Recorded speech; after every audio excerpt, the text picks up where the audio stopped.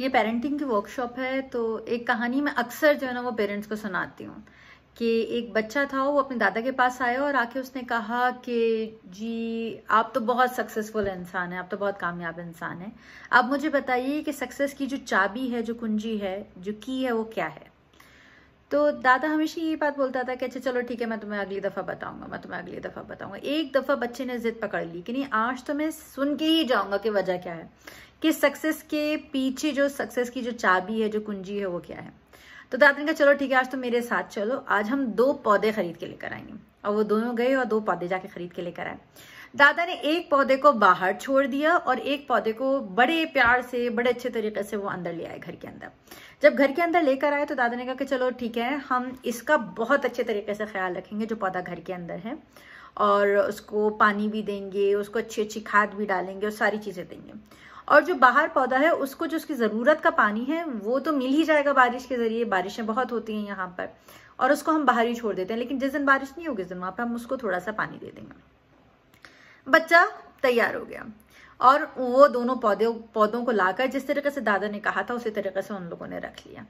अब जब उन दोनों पौधों को रख लिया तो फिर उसके बाद क्या हुआ कि उस बच्चे के जाने का टाइम आ गया, वक्त आ गया, और दादा ने बताया ही नहीं कि क्या चाबी है, क्या कुंजी है कामयाबी की।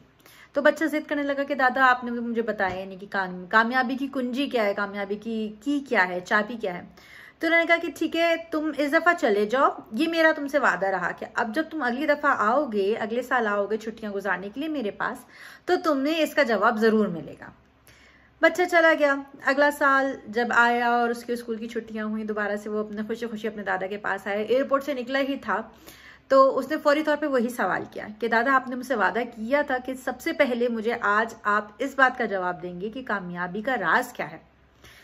तो वो दादा ने कहा कि तुम्हें याद है हमने 2 पौधे लिए थे इसी बात पे। कह रहे हाँ मुझे याद है अच्छे तरीके से, हमने 2 पौधे लिए थे, एक को बड़े प्यार से घर में रखा था और एक को बाहर छोड़ दिया था। कहा तुम्हें क्या लगता है कौन सा वाला पौधा इस वक्त जो है किस हालत में होगा। तो उस बच्चे ने बड़े खुशी खुशी कहा कि जिसका आपने बहुत ज्यादा ख्याल रखा है, जिसको घर में रखा है, यकीनन वही पौधा जो होगा वो बहुत अच्छे तरीके से होगा, फलेगा, फूलेगा और अच्छे तरीके से फल दे रहा होगा, बहुत बड़ा सा हो गया होगा। तो लेकिन जब वो लोग घर में आए तो उन्होंने देखा कि इसके बिल्कुल बरअक्स हुआ था, बिल्कुल ऑपोजिट हुआ था।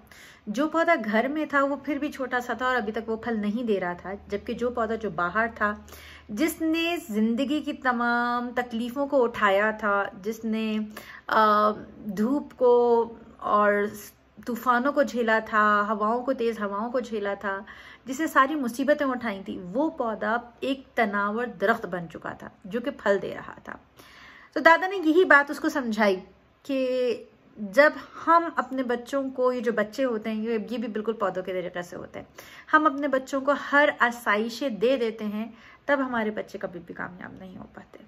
तो अगर आप ये चाहते हैं कि आपके बच्चे कामयाब हों तो उनको थोड़ा सा ज़माने की धूप लगने दीजिए, थोड़ी सी ज़माने की हवा लगने दीजिए, क्योंकि ये बहुत ज़रूरी है उनकी ग्रोथ के लिए।